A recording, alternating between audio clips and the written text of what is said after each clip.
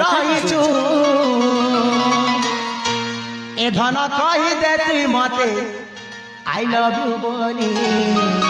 জমা নুহে ততে বনা মুই ঘর বাড়ি कसम से रखमी तके रानी करी